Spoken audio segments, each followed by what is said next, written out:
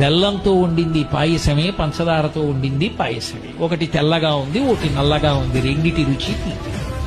అది తెలుసుకున్న నాడు రంగు కోసం పాకులాడవు, పక్క పాత్ర కోసం వెంపర్లాడవు. నాలో కనపడనిది ఏది సీతమ్మలో కనపడి నువ్వు చచ్చిపోయావురా, నీ విర్రి కామానికి ఏం చేశావో తెలుసా రావణ అని అడిగింది.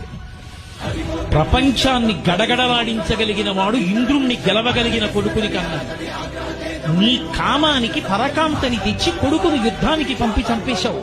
నా కొడుకుని, నీ తమ్ముణ్ణి చంపేశావు, కుంభకర్ణుణ్ణి. ఇప్పుడు నువ్వు చచ్చిపోతే నీ తమ్ముడు విభీషణుడు నీ తలకొరివి పెడతాడు. రేపు నీ చచ్చిపోతే నాకు తలకొరివి పెట్టే కొడుకుని మిగల్చకుండా చచ్చిపోయిన దౌర్భాగ్యుడా, నీ కామం నిన్ను చంపిందిరా. చెప్పరా సీతమ్మ ముందు సుందరకాండలో? ఒళ్ళు దగ్గర పెట్టుకోకపోతే అన్ని వేళలా వయసు ఉంటుందా? అన్ని వేళలా శరీరంలో ఓపిక ఉంటుందా? ఎంత తేలికగా